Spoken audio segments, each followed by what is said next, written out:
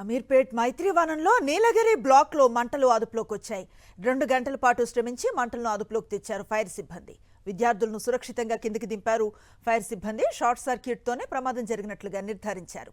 ఎవరికీ ఎలాంటి ప్రాణ నష్టం జరగకపోవడంతో అంతా ఊపిరి పీల్చుకున్నారు.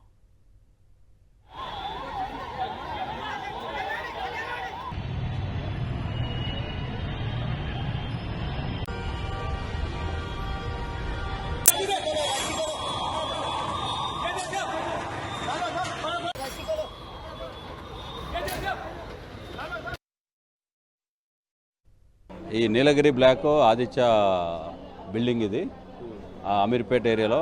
ఈ ఏరియాలో అమీర్పేట మెట్రో కింద పక్కకు ఉంటుంది ఇది.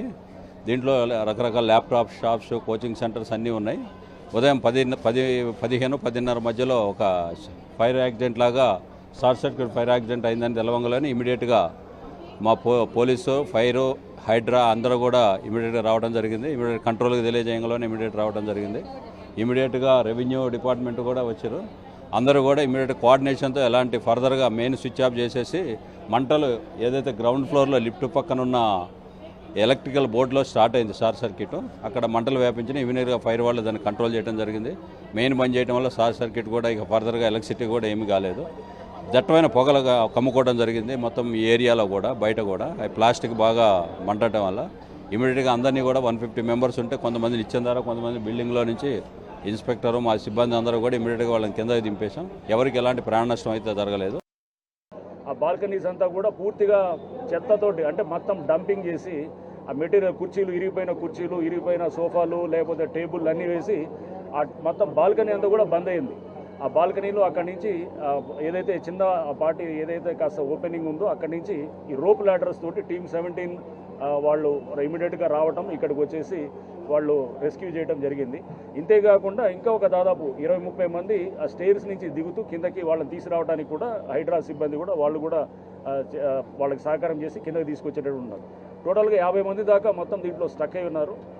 లక్కీగా అది ఫైర్ మనకి అంటే అది ఓన్లీ లిమిటెడ్ టు ఏది ఆ కేబుల్ వరకు బర్న్ అయ్యి ఆ స్మోక్ రావటం ఉంది. బట్ అది ఒకవేళ కనుక అది ఫైర్ లాగా స్ప్రెడ్ అయి ఉంటే కనుక చూసాం మనం, మొత్తం కూడా ఆఫీసులు ఏవైతే ఉన్నాయో మొత్తం వుడెన్ ప్యానలింగ్ తోటి ఉన్నాయన్నమాట. అది ఒకవేళ అంటుకుంటే కనుక అసలు చాలా భయంకరంగా ఉండేదన్నమాట. సో గత కొన్ని రోజులుగా కూడా హైడ్రా కానీ, లేకపోతే ఫైర్ డిపార్ట్మెంట్ కానీ, లేకపోతే మన జిహెచ్ఎంసీ, ఎలక్ట్రిసిటీ అథారిటీస్, మేమందరం కూడా మీరు చూస్తున్నాం. ఈ మధ్య హాస్టల్స్ కూడా చూసాము. హాస్టల్స్లో కూడా ఇట్లానే ఉంటుంది. అంటే వందల వేల మంది రేపు, అంటే ఇట్లా Maitrivanam is a very big complex ఇది.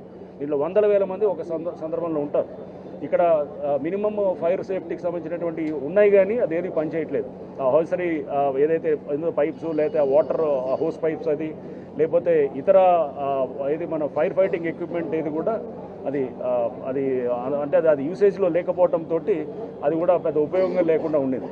సో మేము నిత్యం చెప్తున్నాం. యాక్చువల్గా ఒక 1 మంత్ క్రితం మనం స్పెషల్ డ్రైవ్ తోటి సీజ్ చేసాము. 1 మంత్ అని చెప్పేసి ఇప్పుడు మళ్ళీ అందరి నుంచి మాకు రిక్వెస్ట్ రావడంతో అన్ని డిపార్ట్మెంట్స్ కూడా మేము ఒక 1.5 మంత్ వాళ్ళకి ఎడ్యుకేట్ చేయడానికి, అవేర్నెస్ చేయడానికి చేస్తున్నాం.